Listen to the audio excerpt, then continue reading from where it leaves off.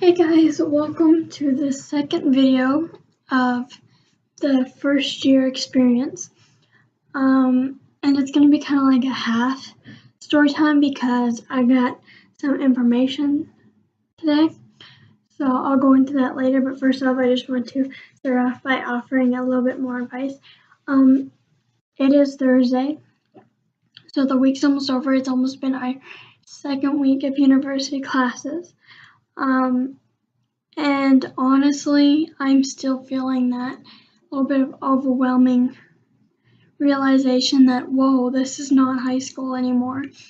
So I'm starting to slowly getting used to that.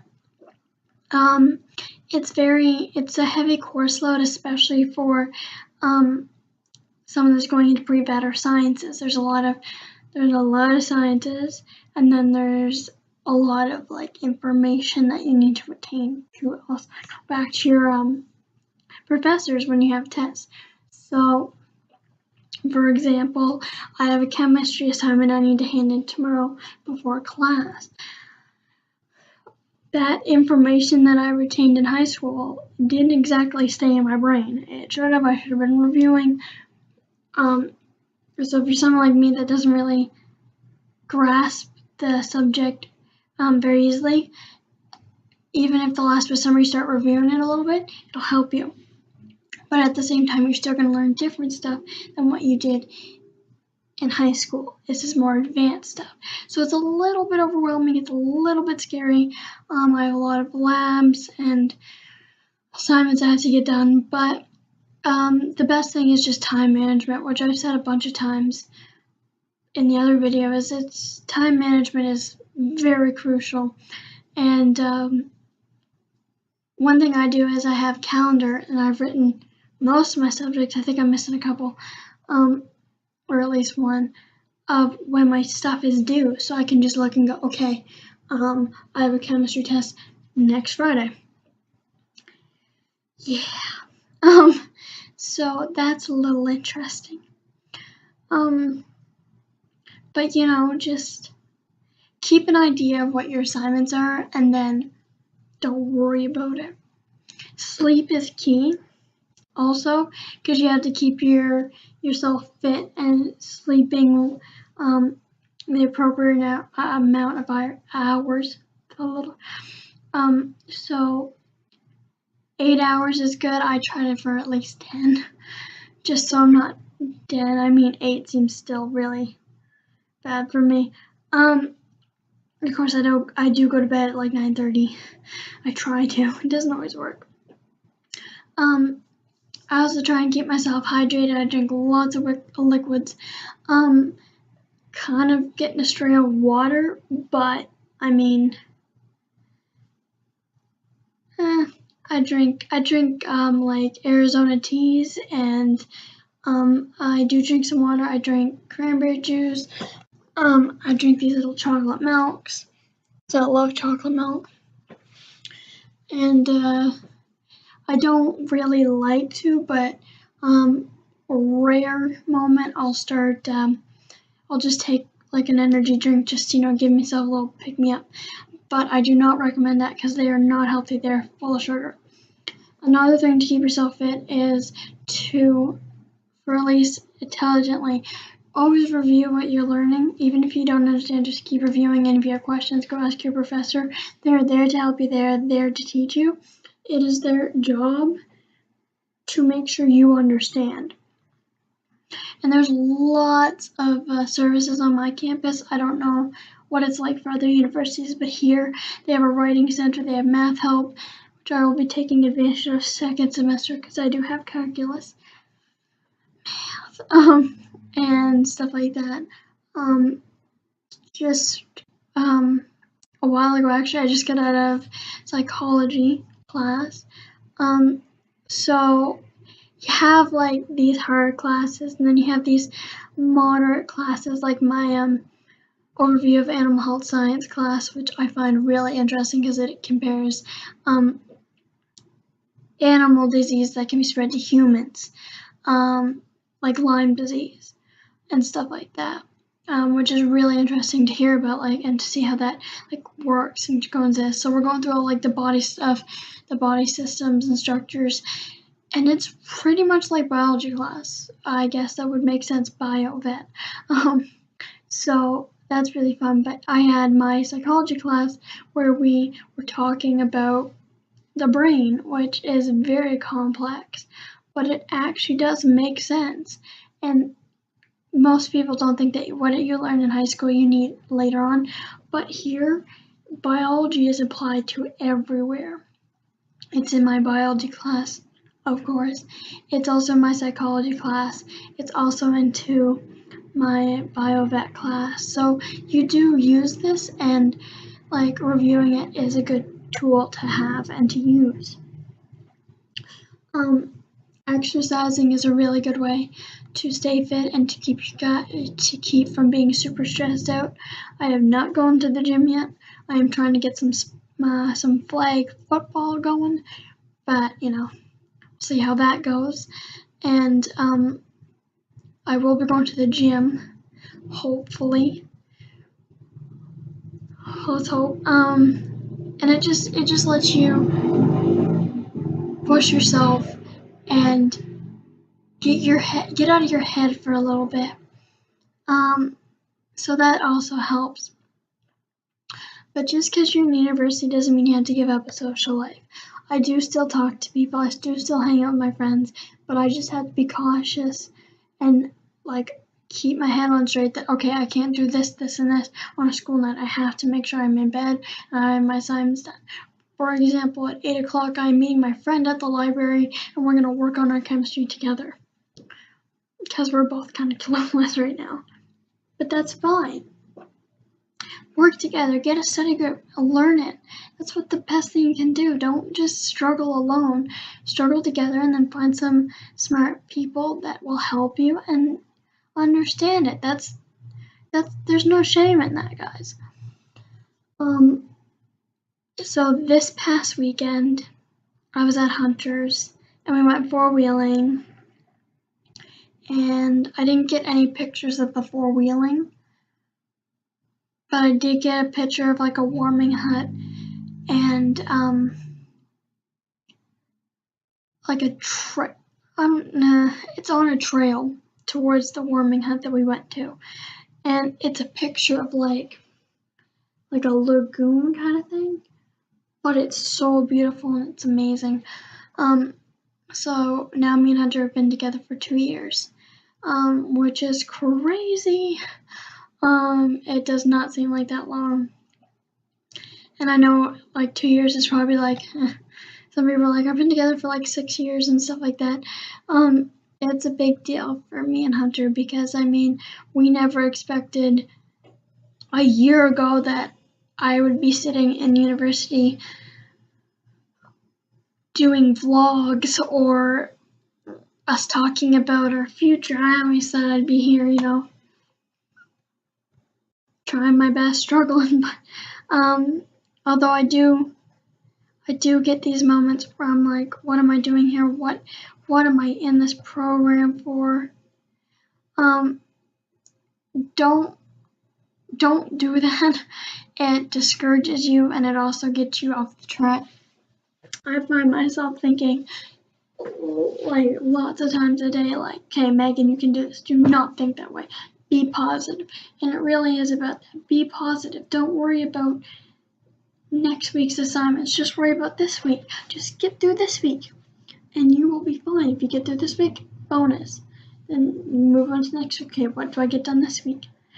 This weekend, I'm going to do Friday and Sunday as my working. Like, I'm going to work on my assignments, I'm going to get my stuff started, and then that way Saturday I have a little bit of a break, but I can also like relax. I'm going to be here this weekend, so that's another thing. I literally am not leaving, but that's okay. Now I get to stay, and I wouldn't want to go home and have a bunch of stuff to do. That would not be fun. But at the same time, there's no problem with that going home. It's just what me and my parents decided that I'm going to be coming home for Thanksgiving anyway, so I might as well just wait 3 weeks and work on my stuff here than to travel back and forth all the time. It is really expensive here. Like shuts off even though I'm using it. So yeah, I mean, I'm starting to see the overwhelmingness, but at the same time, I'm still learning time management. And as you guys watch this, you'll see me start to really discover more of the stuff going on and stuff like that. I mean, it's fine. And I totally just lost my train of thought. Because I'm thinking about like this, like the university part, and then I have like the other thing I want to, I guess. So yeah, just the key things that I want you guys to understand is like time management is important. Don't save it till the last day. Don't procrastinate. That's a really bad thing to do. Get help when you need it. Stay healthy by sleeping, exercising, eating properly. Eating properly is important because it keeps your body happy, keeps your mind happy, and you don't have to worry about feeling sick all the time. That is why I said no energy drinks. I know I shouldn't do it. It's just they're extremely sugary though, and they're not actually that healthy for you. So I wouldn't advise it. And if you're a person that likes to drink energy drinks, don't get me wrong, I love a good energy drink, but I don't drink them every day. I rarely have one. Unless I see like them on sale, then I'll buy like 4 of them, and then I will not drink them in the same day. That is very dangerous. Do not do that. But if I have one day where I'm like super tired, okay, I'll drink one. But then that's it. I don't drink any other energy drink, and then I won't go that, like I won't drink one every day. I'll just drink one whenever. It'll be a rare occasion. And then another thing is to not fall behind in your assignments, but stay mindful. Like you can still have a social life and stuff like that. So I really hope this has helped you. I'm sorry I've been going off track a little bit. I will try to stay more on track when I don't have something super exciting to tell you guys. And if you guys have any questions or anything, just put them down there. Hit the like button so I can continue to do more of these because I like to know that you guys are liking this. And if you have a question or comment or concern or anything that is not university related, like no at all, you want to ask me why I have an Under Armour sweater, go right ahead. For those of you, if you were wondering, I love Under Armour.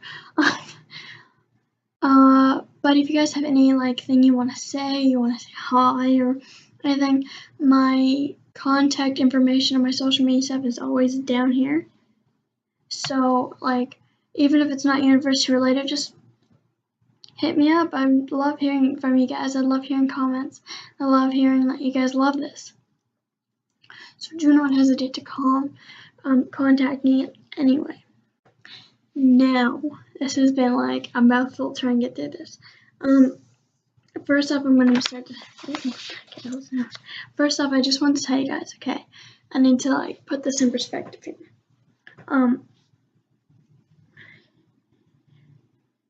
I was born on December 13th, and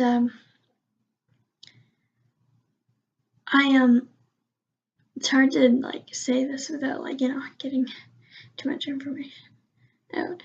Anyway, the point was I was born in New Brunswick in a different part, and then I was put up for adoption. So I am adopted by the parents I have now. I grew up with them for 18 and a half years. They have helped me and shaped me into the person I am today, and for that I am eternally grateful. And I mean, they mean the world to me. They are my parents. They are my mom and dad. But I've always had this like little detail about me that, okay, I have another mom out there. So I knew a little bit when I was adopted. When I was in middle school, kids would be like, oh, your mom was probably a druggie and you probably got taken away from her, or she probably didn't even want you and she just gave you up after you were born. And for a while, that's what I believed. But I didn't really, like, some people are like, okay, I was born here at this time, at weighed this much and stuff like that. I don't know any of that. And I was always like curious. I was like, man, I want to know more. But I could never know more because I didn't know the woman who gave birth to me. So I had all these like things going on in my head. And as I got older, my parents started to tell me more things, like what I kind of was like when I was a baby. I had hip problems and they told me I got adopted at 4.5 months, and I was like, okay. So she didn't give me up, and I didn't know anything else but that.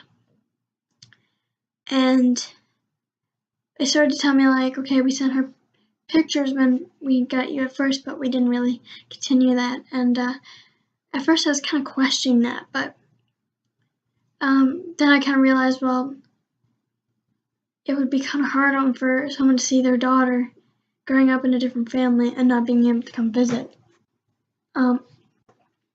So the deal is, when I turn 19, which I will be this December,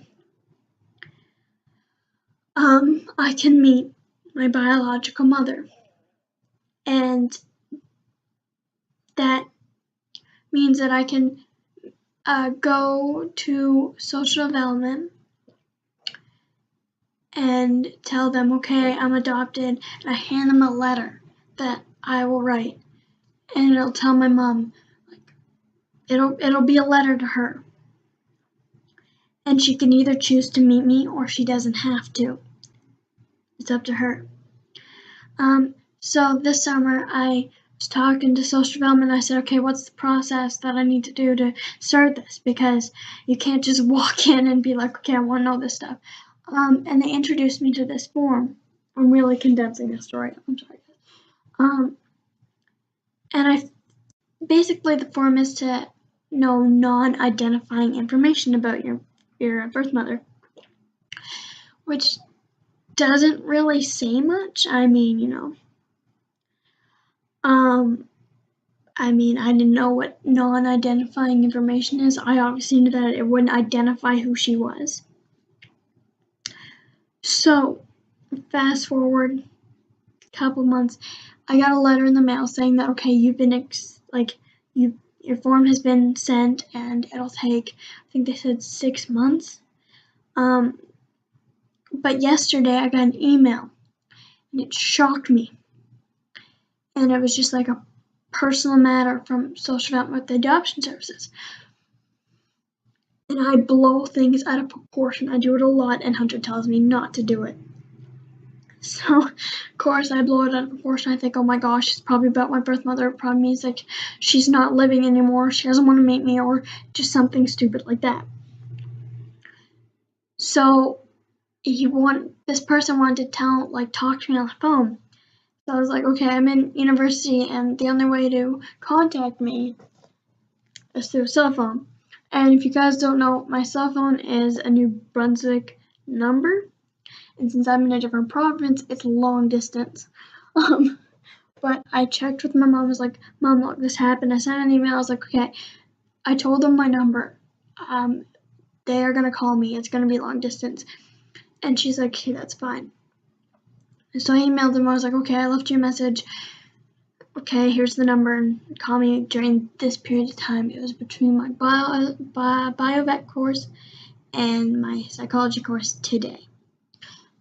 So I was in my biovet course learning, and I go outside, and as soon as I step out that door, my phone starts ringing. Not ringing, but on vibrate. So I'm struggling to answer it because I can't see, because I didn't turn up my brightness yet. Because I'm a sucker for that, because I like to conserve my battery. So I get it, so I can kind of see it, and I answer it, and I go, hello, and the person's like, hello, Miss, and I was like, get her, and I was like, hello, like, is this Megan speaking? I was like, yes, it is. And he starts asking me, like, how are you, and all this stuff, and I'm like, I'm good. I was thinking, like, can we just get to the point now? So he was processing my request to, non-identifying information. And we're talking, and he's asking me all these questions. And he says, look, I have this, and he was going to send it to my home, which is in New Brunswick. But that would have taken a few days. So I asked him, like, he's like, would an email be better? So I did. So, cutting it down a little bit closer, he sends me, this wasn't highlighted, I highlighted. He sends me two things.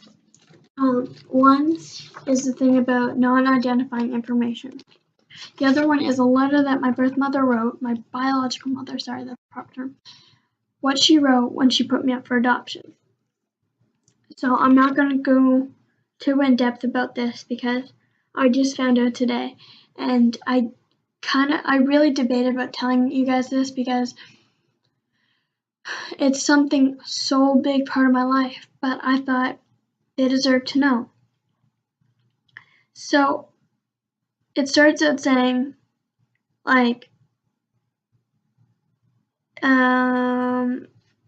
it says, we have now completed researching the files pertaining to your birth family and we have the following non-identifying information to share with you. I thought it would be like 1 page. It turns out it's like 3. And I went through and highlighted all the stuff that I want to know personally. I'm not going to go too in depth, as I said, because but I know the age of my birth mother, that when she gave birth to me. It talks about her a little bit, such as she has the same color eyes as me, which is hazel. You guys can't really tell, but my eyes are hazel, although they do change a little bit from time to time. And talks about her education, talks about my grandparents, and talks about my birth mom's background. And she had it rough. Like, it was a pretty interesting background. But then it starts talking about, like, the health problems in my family, or in my grandparents, I guess. It does tell me a little bit about the information, but not identifying, so I don't know names. And then talks about me. So I was born December 13th at 11:45 in the morning in New Brunswick, and I did not know that before. And I weighed 6 pounds 2 ounces. I don't know if that's a good weight. I'm gonna go with it. And I was 49 centimeters. I don't have a centimeter going on, so I don't know. I assume I was a decent size. So, and then it talks about all this stuff. And then it talks about, like, stuff that happened to me when I was little. And it's, like, I had a dislocated hip, which I knew. And I had to wear a diaper cast for 3 months. Just to, because my hip was, like, in, so when I wore the diapers, I would straighten it out so I'd walk right. And then it said I had, I'll try to pronounce this, guys, metatarsus varus, which is another word for a crooked foot on my left, which is this foot. So, I don't know what it means by crooked, but it's not crooked now. So I had to wear different kinds of shoes to, wind it out. And I had to wear a cast for 4 weeks. And then, so specialist. And meanwhile, this is happening, like, my birth mom was taking care of me. And then it talks about, like, some of the problems I had and some of the stuff that my birth mother did, kind of choices she made. not going to go into that. She and me were in foster care together. And then on June 25th, I was put up for adoption into the family I have now. So my parents now. And it talks about how they were proven to be good parents. And it says here that my adoption was finalized on March 5th, 1999. So that's a long time ago. And I didn't really go into too much detail, but there's a lot more information here. Maybe in the future, after I let some people know, I'll share more with it. But it came as a surprise because I was told I was supposed to know when I was 19, but this is information that I've been wanting to know for my whole life, and now I do. And I don't know, I'm still kind of in shock if you haven't noticed, but this has been something that has been a part of my life for as long as I can remember, since I was born, obviously. But my parents have always told me I'm adopted. I may have not realized what that meant, but they told me. So now, kind of getting the puzzles back together is really nice. And as I said, she wrote me a letter for when she put me up in adoption. And I'm gonna read the letter. So before I do, I just want to say, this is a personal letter. And if you guys have anything mean to say, just please refrain from doing it. Because even if you guys have a different point of view on this, this is something that I'm choosing to share with you guys because I feel like this is part of me that you guys should know. So I will probably not say everything in here. I have inside a reading pen. And this is from my birth mother. Okay, so she wrote this. So I may get emotional because I don't know who she is, but this girl had me and chose to do something that was really hard for her to do, but was for my benefit. So just please keep your mean comments to yourself. And I don't know how I'm gonna read this yet. I'm just gonna start reading it.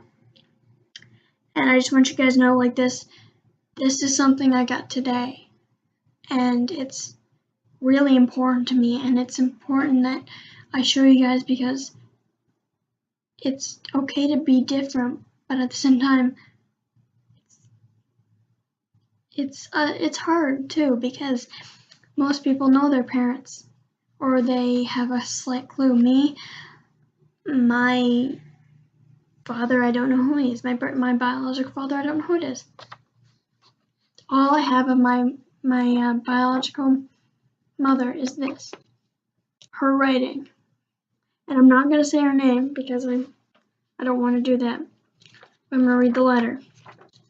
So please, just bear with me on this. Okay.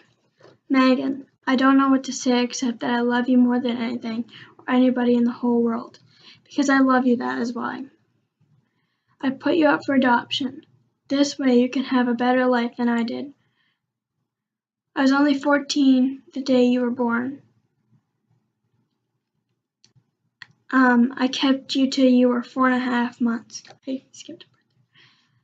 I try my best to take care of you, but I have to be a teenager before I grow up and be your mom. I'll always be your mommy. I hope we will find each other when you're old enough. I am so sad that you are, I am so sad that you are out of my life, but I am so happy that you're going to have a future. I can't tell you how much I love you in words. This is why I'm showing you. by giving you a good start at life. I hope I picked a good home for you. And just to take a pause right here, well, I compose myself, sorry. I might not actually cry, but it's kind of hitting me now. Here, I don't know what it's like in the States or wherever you guys are from, but the person setting up for adoption can pick the family that the baby goes to. So usually it would be like a little description. So my birth mom picked the family I'm with now. So I just wanted to explain that. It was a really hard thing to do. I hope you are happy in this home. I also hope I made the right decision for you. The last thing that I want is to be to think that I didn't love you, because I do love you and I always will love you for the rest of my life. I really do miss you a lot, but I know I'm doing what is right. I love you very much, Megan. Love you always, your mom. When I was little, I did think that she didn't love me. I thought she just handed me away, but I'm so sorry, guys. Getting this message or letter from her showed me that there was a reason to it. And knowing her background and stuff about her makes me feel like I'm closer to her. And I'm sorry.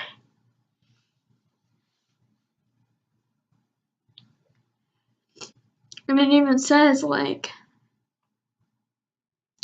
stuff about her that are identical to me. So knowing that kind of information means the world. And words cannot explain what this means to me. It puts pieces that I've been missing into their correct slots. I'm still missing that little piece of her, what she's like. But that time will come when I meet her.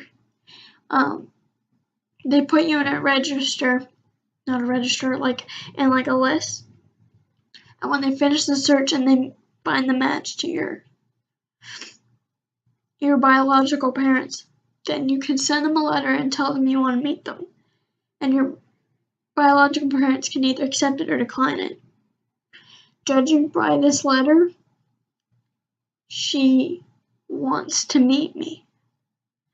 I know her first name, but I'm not gonna disclose that because I don't know what to ask her if I could do that. But, oh my gosh, I can't even get my words right now. It means so much to me to get this, and it means so much to me that you guys are reading this. And I hope that you guys will like this video and comment something. If you guys want questions about adoption and stuff, feel free to ask me. I may not have the answer though, but I will try my best. I can just say from my experience, but it just, as you can see, I'm still kind of in shock. But thank you guys for watching this video, and I'm sorry I got a little emotional there, but in a few months maybe I'll meet this woman who gave me life, who made me who I am today also. Not like my parents I have now, but who physically gave me genes and genetics, where I get my looks from, my eyes from. Obviously I get it from her. I get my hair from her. Basically I am her, but I'm not. I'm her daughter, and I'm excited to meet her. And I'm sorry my words are probably not making sense right now. But the point is, anything is possible, okay? There is billions of people in this world. One person is my mom. And one thing they told me was, when me and her were in foster care, we lived in the same province I'm in school right now. So it just shows you how small the world really is. And if any of you are adopted, feel free to email me and be like, hey, guess what, and all this stuff. And I love to talk to you guys. I love to talk to everybody, but if you guys have this really important detail like me, I mean, it always helps to know that there's someone out there that has the same little detail as you that knows what it's like. So thank you guys for watching.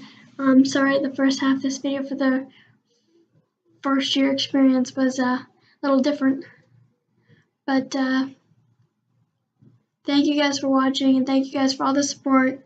I look forward to hearing from you, and I'm sorry for the long wait of the video, and I love you guys. Remember, don't let anyone tell you anything or how to be. You are unique and you are perfect, and nothing is possible. Anything is possible if you just try. So thank you guys for watching. I love you all, and see you later.